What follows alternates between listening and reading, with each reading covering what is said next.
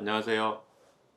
제 7강으로 여러분을 만나 뵙습니다. 우리가 그동안 그 하나님의 나라의 관점에서 성경을 어떻게 관통할 것인가에 대해서 지금 얘기를 하고 있죠. 특별히 하나님의 선교, 하나님께서 또 이 땅에 어떻게 선교를 펼쳐 가시는가, 또 그런 관점도 우리가 곁들여서 성경을 관통하고 있습니다.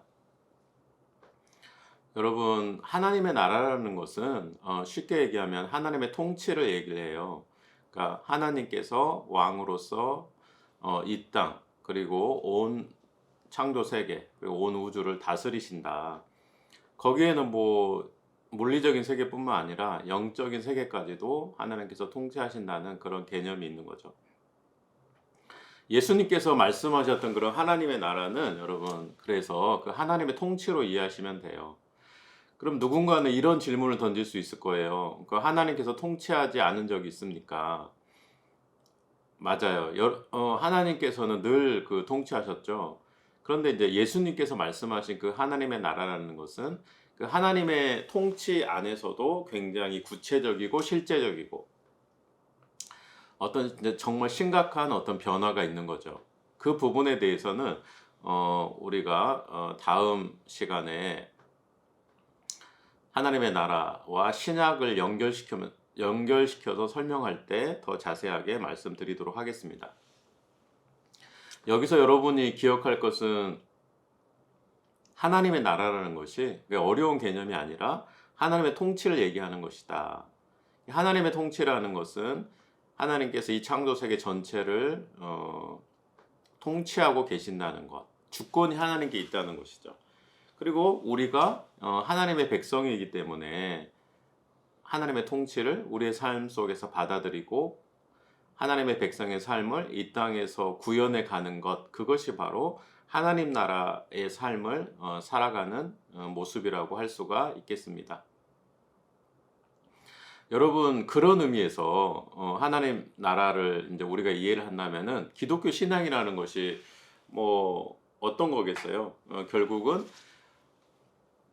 하나님 나라의 삶을 이 땅에 구현해 가는 것이죠. 그러니까는 어 제가 여러분에게 지금 이 강의하는 하나님 나라의 관점과 여러분들이 오랫동안 교회에서 신앙생활했던 그런 예수님을 잘 믿고 구원을 받고 천국에 간다, 그런 개념은 모순되지는 않아요. 모순되지는 않지만은 이 하나님의 나라 관점이 훨씬 더 구체적이고, 그다음에 개인의 어떤 영적인 신앙을 넘어서 굉장히 공적인 영역까지, 그리고 이 구원이라는 것이 한 명의 영혼만을 구원하는 것이 아니라 하나님께서 애초에 계획하셨던 하나님의 나라를 완전히 회복하는 데까지 이른다는 굉장히 큰 스케일을 갖고 있는 복음이라고 얘기할 수가 있을 겁니다. 그리고 이 하나님 나라의 복음이라는 것은 우리가 예수님을 잘 믿는다, 거기에 그치지 않고 우리가 하나님의 백성으로서 이 땅에서 어떻게 살 것인가가 너무나 중요한 문제가 돼 버리는 거죠. 우리가 어떤 왕을 모신다고 했을 때 그 왕을 잘 모신다는 게 어떤 의미겠어요? 그 왕을 찬양하고 경배하고 그 왕에 대한 전적인 신뢰를 갖고, 그런 것만이 아니라 왕의 명령에 따라서 이 백성이 움직이고 삶을 살고 그런 것이잖아요. 그러니까 왕명에 순종하는 것. 곧 하나님 나라의 백성으로 산다는 것은 믿음의 영역과 이 삶의 영역이 전혀 분리되질 않아요. 그러니까 하나님의 백성으로 산다는 것, 하나님을 온전히 믿고 경배하는 것, 그리고 하나님께서 원하시는 삶을 이 땅에 구현해 가는 것, 그렇게 이해를 할 수가 있죠. 그러니까 제가 왜 이 하나님의 나라 관점에서 성경을 이해하는지 여러분이 지금은 조금은 이해하셨을 거라고 생각이 들어요.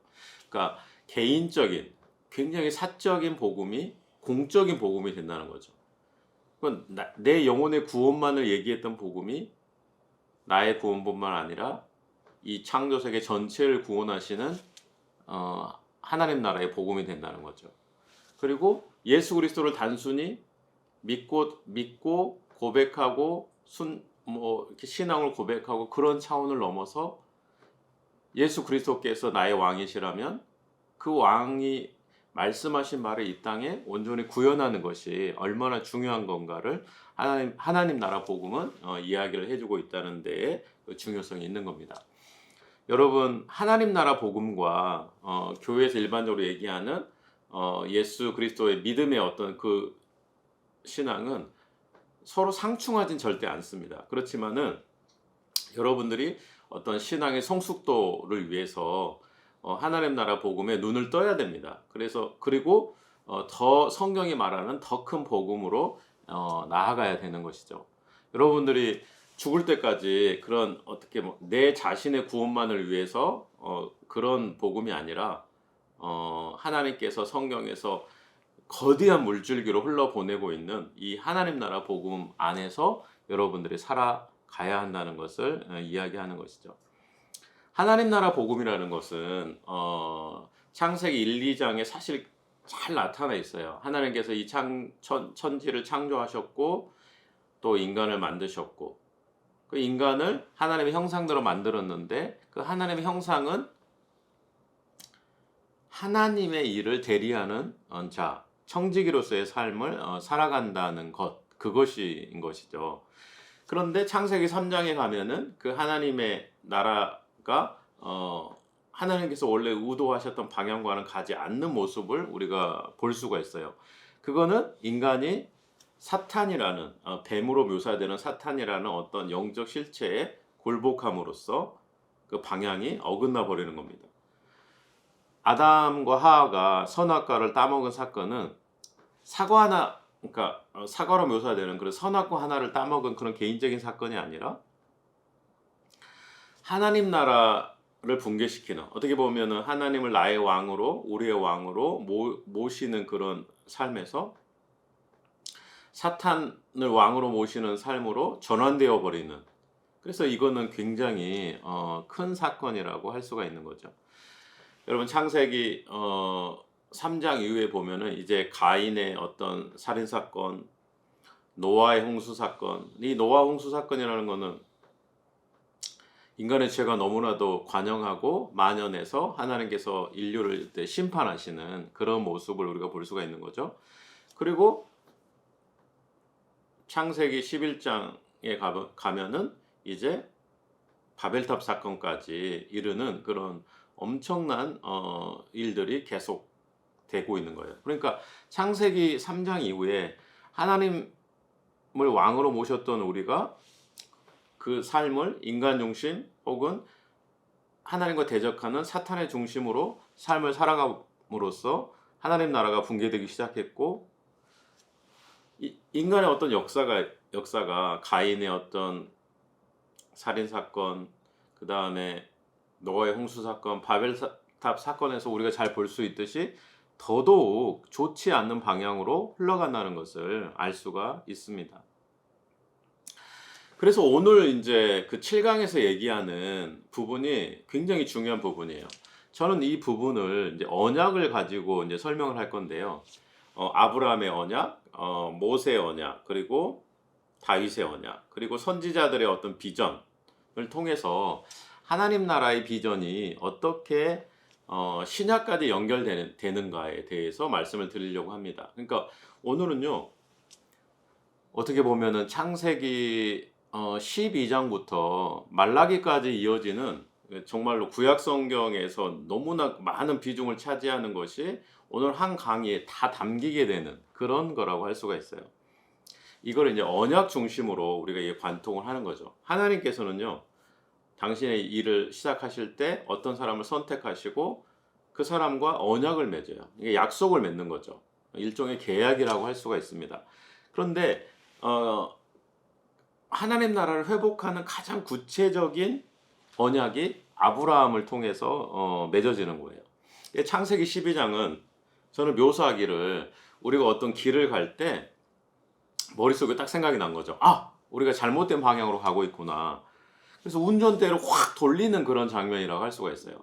저는 이 창세기 12장을 읽을 때마다 생각나는 그런 연상되는 장면이, 운전을 하다가 운전대를 확 돌려서 방향을 급히 선회하는 그런 장면을 제가 많이 연상하거든요. 실제 하나님께서는 그 하나님 나라의 관점에서 보면은 이 창세기 12장은요. 인간의 어떤 타락과 어떤 죄의 관영을 통해서 하나님의 나라가 완전히 다른 방향으로 흘러갈 때 하나님께서 이 방향을 다시 잡기 위해서, 회복이죠, 회복하기 위해서 역사의 방향키를 완전히 돌리시는 장면이라고 할 수가 있습니다. 여러분도 앞으로 이 창세기 12장을 읽을 때 하나님 나라가 붕괴되고 있을 때 이 하나님 나라를 회복하는 그런 역사적 전환점, 운전대로 확 돌리는 장면, 이것이 창세기 12장에 나타나고 있다는 것을 여러분들이 좀 기억해 주길 바래요. 그래서 아브라함의 언약, 창세기 12장에 말하는 아브라함의 언약, 그리고 모세의 언약, 그리고 다윗의 언약, 그리고 예언자들, 선지자들이 말했던 어떤 하나님 나라의 비전에 대해서 설명을 하면서 오늘 강의를 마치려고 합니다. 그러니까 선지자들이, 예언자들이 하나님 나라의 비전에 대해서 얘기를 했잖아요. 그런데 그 하나님 나라의 비전이 구약에서 딱 끝나면서 신약으로 연결이 되는 거예요. 그래서 세례 요한은 예수 그리스도의 길을 예비하는 어떤 예언자적인 삶을 살죠. 엘리야의 삶을 사는데 오시는 왕의 길을 예비하는 역할을 이 세례 요한이 하게 되는 거고, 예수님께서 드디어 이 하나님 나라의 왕으로서 이 땅에 오시는 것이 예수님의 초림이라고 할 수가 있습니다. 그래서 예수님께서 사역을 시작하실 때 첫 마디가 뭐냐면은 하나님 나라가 가까이 왔다, 회개하라, 이렇게 얘기를 하는 거예요. 그러니까 여러분, 이 하나님 나라라는 관점을 잊어버리면은 구약과 신약을 연결할 수 있는 맥이 사라져 버리는 거죠. 저는 사도행전을 읽으면서 굉장히 놀랬던 적이 있는데요. 사도행전에 보면 예수님께서 부활하신 다음에 제자들과 40일 동안 있었다고 기록이 되어 있어요. 그런데 그 40일 동안 예수님께서 도대체 어떤 일을 했는가, 그게 상당히 궁금한 일이고, 예수님께서 부활한 다음에 제자들과 했던 일들은 당신의 사역에 있어서는 정말 가장 중요한 일을 아마 그 시간에 했을 거라는 생각을 하게 됩니다. 그런데 놀라운 것은요, 예수님께서 부활하신 다음에 40일 동안 제자들과 했던 일이 뭐냐면은 예수님께서 제자들에게 하나님 나라의 일을 가르쳤다는 것이에요. 그게 이제 성경 사도행전에 나와 있는 부분이죠. 저는 전에는 이 부분이 사실 이해가 되질 않았어요. 예수님의 사역이 왜 하나님 나라로 시작을 하고, 또 예수님께서 사역을 하시면서 하나님 나라가 이미 자신의 사역을 통해서 도래했다고 말씀을 하시고, 그리고 부활한 다음에 왜 예수님께서 제자들에게 또 하나님 나라의 일을 말씀하실까? 그런 부분이 사실 전에는 이해가 되지 않았지만, 오늘 구약과 신약의 그 중심에 하나님 나라가 있고, 거기에 예수님께서 이 하나님 나라의 도래를 선포하시면서 예수 그리스도의 사역을 시작하신다는 점에서 여러분들이 이 하나님 나라의 관점에서 성경을 본다는 것이 얼마나 중요한가. 그리고 이 하나님 나라가 원래 하나님께서 만드셨고, 이것이 근데 인간의 반역으로 인해서 붕괴되기 시작했을 때 이것을 회복하는 이야기가 도대체 어디서 시작이 되느냐. 가장 구체적인 장면은 창세기 12장에 아브라함과의 언약을 통해서 시작이 된다고 볼 수가 있어요. 그러니까 하나님께서는요, 아브라함이라는 한 사람을 선택해서 하나님 나라를 회복하는 구체적인 프로젝트를 시작을 하는 거죠. 저는 이 창세기 12장을 보면서 또 다르게 연상되는 장면은 뭐냐면은 한 명의 특공대를 뽑는 거예요. 한 명의 특공대. 어떤 미션이 주어지고, 그 미션은 너무나도 중요한 건데 그 미션을 해결할 수 있는 사람을 한 명 뽑아야 돼요. 근데 하나님께서 그 특공대로서 아브라함을 선택을 해서 이 하나님 나라를 불법으로 망가뜨리고 있는 세력, 영적인 세력을 몰아내고 하나님 나라를 다시 되찾는 일에 가장 선두에 이 아브라함이라는 한 사람을 선택했다는 것이 상당히 인상이 깊어요. 그러니까 저는 창세기 12장을 읽으면서 하나님께서 급히 운전대를 돌리시는 장면과 더불어 한 사람 아브라함을 특공대처럼 선택해서 이 하나님 나라 프로젝트를 시작하신다는 것이 상당히 인상이 깊었습니다. 그러니까 하나님께서요, 아브라함에게 이제 복에 대해서 말씀을 하시는데 이게 상당히 인상 깊은 장면이에요. 왜 그러냐면은 가인의 살인 사건, 노아의 홍수 사건, 바벨담 사건에서 보면은 어떤 인간의 죄 그리고 인간의 어떤 반역, 하나님께서 원하시는 방향과는 그 길을 가지 않는 모습을 우리가 많이 볼 수가 있는데, 그래서 저주가 그 중심에 흘러가고 있는 거예요. 그런데 하나님께서 창세기 12장에 아브라함을 부르시면서 하시는 말씀이 너는 모든 열방의 복이 될 거라는 거예요. 그래서 복에 대해서 말씀을 하시는 거죠. 그러니까 이거는 굉장한 전환점이고 궁극적으로 이 아브라함이 이 하나님 나라 프로젝트에서 구체적인 시작점이 된다고 얘기를 할 수가 있습니다. 이게 이제 신약에 가면은 어떻게 연결이 되냐면요. 예수 그리스도가 아브라함의 자손으로 묘사가 돼요. 아브라함과 다윗의 자손으로. 그렇게 그 시작점이 바로 이 창세기 12장이 되는 거죠. 바울은 또 어떤 얘기를 하냐면은 예수 그리스도 안에 있으면은 우리가 아브라함의 자손이라는 거예요. 그러면서 이 아브라함의 어떤 이야기가 신약과 특히 예수 그리스도를 통해서 정점에 이른다는 것을 우리가 알 수가 있습니다. 그러니까 아브라함을 선택하는 것은 여러분 구체적으로 하나님께서 하나님의 나라를 회복하는 프로젝트를 구체적으로 시작했다. 그런데 그 시작점이 한 사람을 선택함으로써 이루어졌다. 이런 부분에 대해서 여러분들이 좀 기억을 해주면 되겠습니다. 나중에 이야기는 이렇게 전개가 되죠. 아브라함을 통해서 이제 이삭이 태어나고 이삭을 통해서 야곱이 태어나고 야곱을 통해서 실제적으로 이스라엘의 12지파가 되는 12명의 아들이 이제 형성이 되는 거예요. 그러면서 이스라엘 민족이 이제 형성이 되는 거죠. 그러면서 이제 이 모세의 언약으로 연결이 되는 겁니다. 이 두 번째는 이제 모세의 언약이라고 할 수가 있는데요.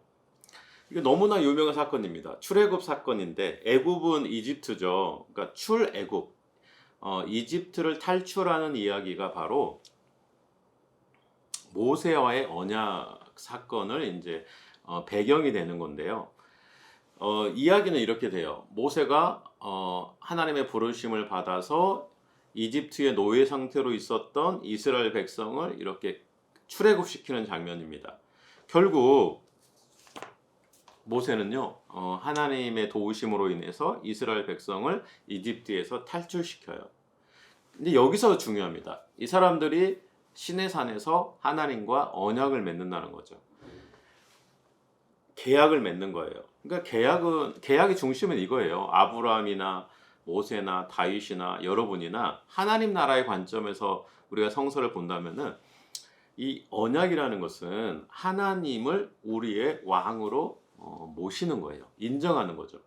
이 우주 만물을 지배하고 내 삶을 주관하고 내 삶의 모든 목표와 방향이 도대체 어디로 향할 것이냐, 그런 개인적인 질문 그리고 공적인 질문을 동시에 던진다면은 우리의 삶의 방향 그리고 이 우주 역사의 방향은 하나님께서 주관하시고 하나님께서 통치하시고 이 하나님의 나라의 도래를 결국 얘기한다고 할 수가 있는 거죠.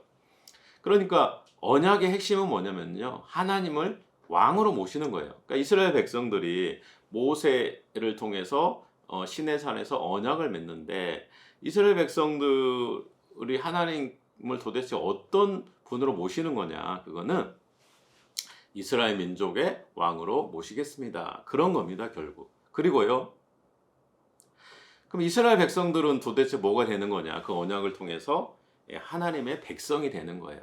그러면서 이제 하나님의 나라가 이루어지는 거죠. 하나님께서 이스라엘 백성들을 통해서 언약을 맺은 이유가 있어요. 그거는 이스라엘 민족이 제사장 나라가 되기 위해서 그렇습니다. 여러분, 구약 속에서 이스라엘 민족의 역할이 뭐냐, 뭐 그런 생각을 많이 할 수가 있는데, 여러분 제사장 나라라는 개념을 우리가 좀 생각해 보면은 이스라엘 민족의 역할을 알 수가 있어요. 이 제사장이라는 것은 사람들의 죄를 제사를 통해서 하나님께 대신 드려줌으로써 죄를 사해 주는 역할을 하는 거죠. 그리고 하나님을 알지 못했던 사람들을 하나님께로 이끌고, 또 하나님을 모르는 백성과 화해시키는 역할을 하는 것이 바로 제사장 나라 역할이에요. 그러면 하나님께서 모세 언약을 통해서 제사장 나라로 이스라엘을 세웠다는 게 도대체 어떤 거겠어요? 하나님을 모르는 모든 백성들, 열방이죠, 열방. 열방을 하나님께로 인도하고, 또 하나님을 그 백성들과 연결시켜주는 역할을 이스라엘 백성들이 한다는 뜻이에요. 그러니까 이스라엘은 다른 의미로 얘기하면 이 세계 열방에서 제사장 역할을 하는 거죠. 그러면서 이 열방과 하나님 사이를 화해시키는 역할을 하는 것이 제사장 나라다. 오늘날 구체적으로 이 부분을 다시 설명하면 이런 거예요. 그럼 우리 그리스도인인 도대체 뭐냐? 우리 그리스도인도 바로 제사장이라는 거죠. 그 베드로가 그런 얘기 하지 않았습니까? 모든 사람이 영적인 제사장이다. 우리 개신교, 기독교에서 말하는 게 그거잖아요. 제사장이라는 역할을 특별히 뭐 성직자 계급만 하는 것이 아니다. 목회자 계급만 하는 것이 아니다. 모든 사람이 영적 계급이고 제사장 역할을 한다. 그 얘기는 사실 우리에게 엄청난 그 책임감을 요구하는 거예요. 그러니까 뭐 목회자나 뭐 그런 성직자 계급만이 하나님을 알게 하는 역할을 한다는 게 아니라는 뜻입니다. 곧 우리가 제사장으로서 모든 사람에게 예수 그리스도께서 우리의 왕이시라는 것을 얘기해야 된다는 그런 책임감을 주는 말이에요. 그러니까 이스라엘 백성들은 그거를 하나의 민족으로 보는 거죠. 그러니까 이 모세 언약 속에서 이스라엘 백성들의 역할은 제사장 나라다. 제사장 나라라는 것은 열방을 하나님께로 이끄는 사람이고 역할을 하는 것이고, 또 하나님과 열방을 화해시키는 역할을 하는 거다.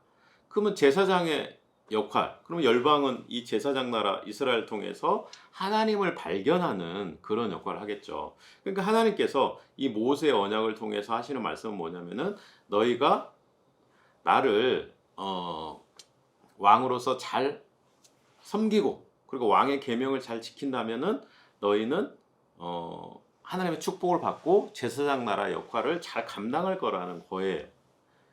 그러니까 하나님께서 이스라엘 민족을 택하시는 것은 이 제사장 나라로 삼으심으로써 결국에는 하나님 나라를 회복하고자 하는 하나님의 뜻이 그 안에 있다고 볼 수가 있습니다. 세 번째 언약으로 한번 가보겠습니다. 모세 언약을 지나서요, 다윗의 언약으로 이제 우리가 가게 되는데요. 이게 바로 세 번째 언약입니다.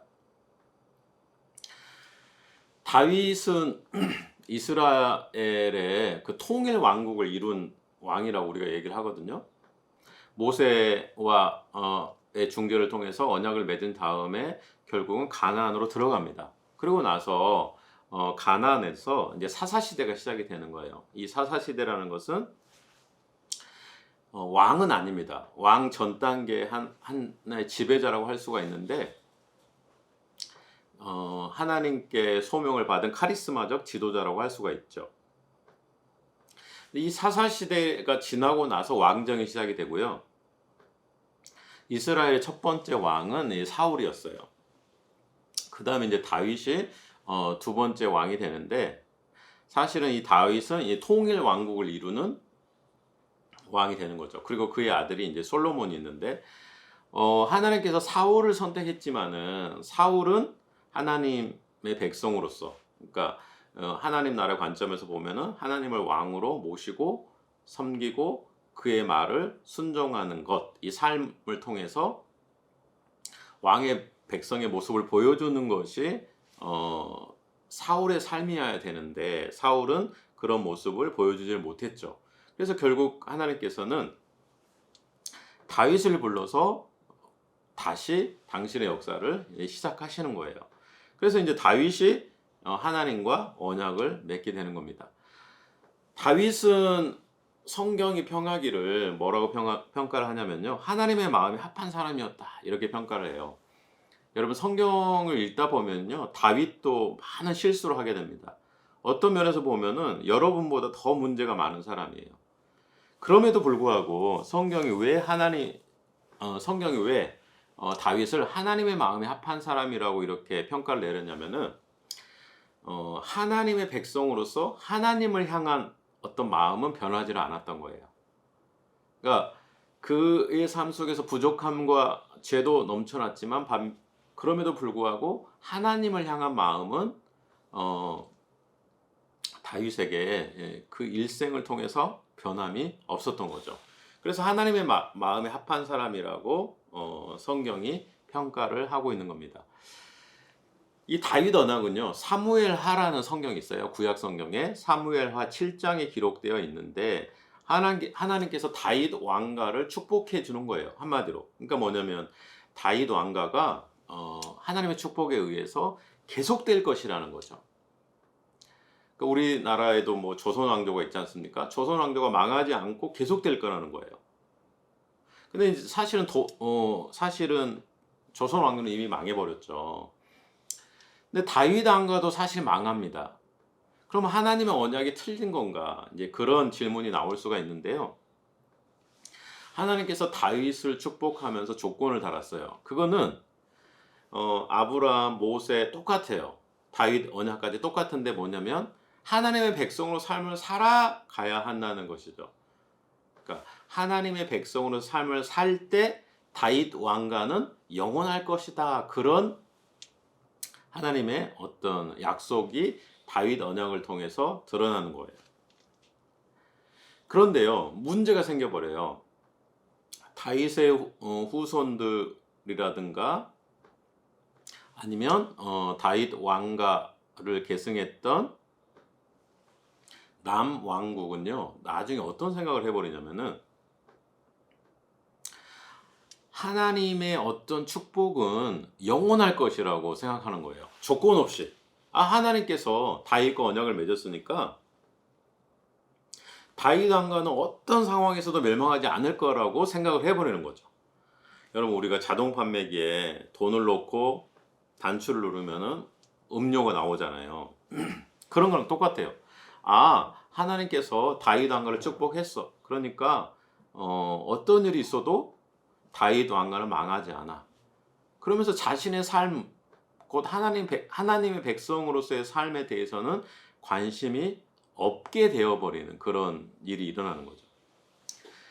그게 바로 이제 언약에서 굉장히 중요한 것입니다. 언약은요, 쌍방 의무가 있어요. 하나님께서 당신의 백성에게 해야 될 어떤 의무, 그리고 하나님의 백성이 하나님께 해야 될 어떤 의무가 이렇게 맞아 떨어졌을 때 그 언약이 이제 이루어지는 거죠. 다윗 가문의 어떤 불순종, 그리고 남왕국 유다 백성들의 어떤 불순종으로 결국 남왕국은 바벨론 포로로 끌려가게 됩니다. 그러면서 역사가 완전히 다른 방향으로 흘러가 버리는 거죠. 그런데 하나님의 언약은 다윗 왕가를 통해서 지속이 돼요. 그러니까 무슨 얘기냐면은 이스라엘 백성들은요, 하나님의 나라라는 것이 다윗 왕국이라는 어떤 구체적인 모습, 어떤 왕정을 통해서 계속될 것이라고 생각을 했지만은, 하나님께서 생각하시는 하나님 나라라는 것은 인간의 어떤 통치를 통해서 이루어지는 그런 나라가 아니었기 때문에, 하나님께서 만드시는, 하나님께서 주도하시는 하나님의 통치거든요. 그거는 결국 요한계시록까지 가면은 하나님께서 이루실 새 창조, 그것이 바로 하나님의 나라입니다. 그런 의미에서 본다면은요, 하나님께서 이스라엘 백성들과는 다른 관점에서 다윗의 핏줄을 통해서 나중에 예수 그리스도, 그러니까 하나님 나라의 진정한 왕이신 예수 그리스도가 태어나시게 하는 것이죠. 그러니까 다윗의 언약은 우리의 눈으로 봤을 때는 실패한 것처럼 보여요. 그렇지만 하나님의 역사 속에서 어떤 구속사의 역사 속에서는 결국 다윗의 후손을 통해서 예수 그리스도가 태어나심으로써 하나님 나라는 이루어지는 것이죠. 그렇게 우리가 다윗 언약을 한번 생각해 보면 되겠습니다. 마지막으로 이제 예언서의 비전에 대해서 여러분에게 좀 잠깐 설명하겠습니다. 예언서라는 것은 구약 성경에 나온 그 예언자들의 삶을 기록해 놓은 책이라고 할 수가 있는데요. 여러분, 예언자 하면은 예언하는 사람이다. 뭐 예언자를 다른 말로 선지자라고도 하지 않습니까? 선지자, 미리 보는 사람이다. 미리 아는 사람이다. 이렇게 생각할 수가 있어요. 그래서 많은 사람들이 그 선지자나 예언자들을 미래를 예언하는 사람으로 그렇게 생각할 수가 있어요. 잘못 알면은 뭐 미래를 예언하는 뭐 점쟁이라든가 뭐 세속적인 표현으로 그렇게 보는 사람들이 많은데요. 그거는 예언자의 역할을 잘못 보는 겁니다. 예언자들은 미래 사건을 예언하는 사람이라기보다는 하나님의 말씀을 대신 전하는 사람이에요. 그래서 예언자의 가장 뭐랄까요? 좋은 뜻은요. 대언자라고 할 수가 있어요. 하나님의 말씀을 대신 이스라엘 백성들에게 전해주는 거죠. 그런데 그 하나님의 말씀을 대언하는 그 내용에는요. 과거 일도 있고 현재 일도 있고 미래 일도 있는 거예요. 사실은 이스라엘 백성들이 범죄했기 때문에 그 현재 일을 이스라엘 백성들에게 얘기해 주는 사람이 예언자라고 할 수가 있는 거죠. 그러니까 하나님의 마음을 대신 표현해 주는 사람, 하나님께서 어떤 얘기하고 싶은 것이 있을 때 선택되어서 이스라엘 백성들에게 가서 말하는 사람이 바로 예언자라고 할 수가 있습니다. 그런데 그 예언자는 과거, 현재, 미래 사건을 다 얘기를 하는 거예요. 우리가 그 예언자를 통해서 미래 사건만 얘기하는 사람이다 그렇게 생각할 수가 있는데 그거는 절대 그렇게 생각해서는 안 됩니다. 예언에 물론 미래 사건도 있어요. 그러니까 이렇게 되는 거죠. 너희가 언약을 제대로 지키지 않았을 때는 이러이러한 일이 미래에 발생할 것이다. 이런 얘기가 있지만은 여러분 사실 예언자들의 핵심이 뭐겠어요? 현재의 삶을 얘기를 하는 거예요. 현재의 삶을 너희가 바꿔라 이렇게 얘기를 하는 거죠. 그런데 예언자들은요 하나님 나라의 비전에 대해서 계속 얘기를 해주는 거예요. 하나님 나라의 비전에 대해서. 그러면서 이제 하나님 나라의 비전에 대해서 얘기를 한다는 것은 결국 어떤 거겠어요? 하나님 나라가 도래할 거라는 거죠. 이스라엘 백성들에게 하나님 나라가 도래할 것이다. 그리고 하나님 나라의 모습은 이런 것이다. 그리고 하나님 나라를 도래케 하는 어떤 메시아가 출현할 것인데 그 메시아의 모습을 얘기를 해주는 거예요. 여러분 구약의 예언자들이 하나님 나라의 어떤 도래, 메시아의 어떤 그런 도래를 얘기를 하니까 신약에서 세례 요한이 그 부분을 이어서 얘기를 하는 거죠. 그러니까 여러분 구약과 신약은 굉장히 유기적으로 연결되어 있는 겁니다. 우리가 이 부분을 잘 이해를 해야 구약과 신약이 이렇게 유기적으로 연결되고 거기 그 정점에 하나님 나라가 있다는 것을 우리가 알 수가 있는 거죠. 그러니까 예언자들은요 예수 그리스도의 오심을 얘기해요. 그러니까 사실은 이제 예수 그리스도의 오심이라는 것은 결과적으로는 그렇지만은 메시아의 오심을 얘기를 하는 거죠. 메시아가 온다는 거예요. 그리고 그 메시아의 오심을 통해서 하나님 나라가 구현될 것이다. 이렇게 계속 구약 성경은 얘기를 해요. 그런데 그 메시아가 누구냐? 그거는 이제 구약에서는 아직 알 수가 없죠. 힌트는 주는 거죠. 아브라함의 후손이고 다윗의 후손이다. 그 후손을 통해서 메시아가 출현할 것이다. 신약 성경은 뭐냐면은 그 구약이 예언한 메시아가 바로 예수 그리스도다. 그리고 그걸 믿는 사람이 바로 기독교인이 되는 거죠. 예언자들도 여러분 하나님 나라를 얘기를 하는데요. 새 창조를 얘기를 합니다. 많은 예언서에 그 하나님 나라의 도래에 대해서 그 예언이 되고 있는데요. 사실 그 중에서도 이사야가 가장 구체적이에요. 그러니까 어떻게 보면은 이사야 60장 65장 17절에서 25절. 그러니까 이사야 60장하고 65장 17절부터 25절 그 얘기 그 성경 본문하고 요한계시록 21장, 22장을 보면은요, 이걸 비교해 보면은 매우 유사하다는 것을 알 수가 있어요. 그 얘기는 뭐냐면은 예언자들이 꿈꿨던 하나님 나라와 요한계시록, 요한이 꿈꿨던 하나님 나라는 같은 거라는 거죠. 그러면서 이렇게 서로 상통한다는 것을 알 수가 있습니다. 예언자들이 얘기했던 새 창조에 대해서 잠깐 말씀을 드리면은 이런 얘기를 해요. 자연은 아주 풍요롭고 땅이 그 창조주를 기뻐한다. 인간의 삶은 새 창조 세계에서 하나님의 나라에서는 안전하고 만족스러워요. 폭력, 불의, 굶주림, 위험은 없습니다. 더 이상 전쟁은 없어요. 사람과 동물이 조화를 이루며 평화롭게 살아요.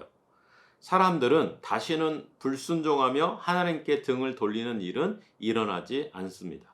온 세상과 온 나라 사람들이 자신들의 거짓신을 거부하고 살아계신 하나님께 돌아와 기쁨으로 예배를 드리며 하나님께 예배해요.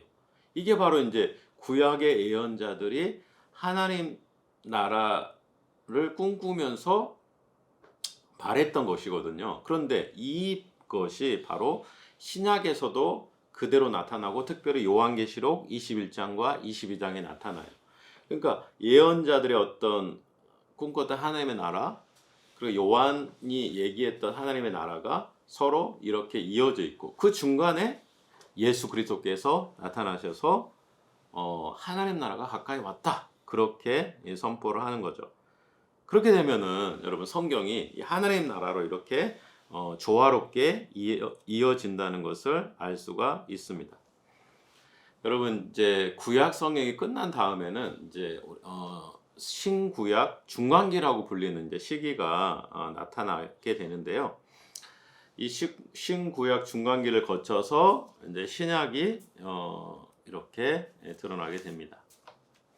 여러분 정리를 하겠습니다.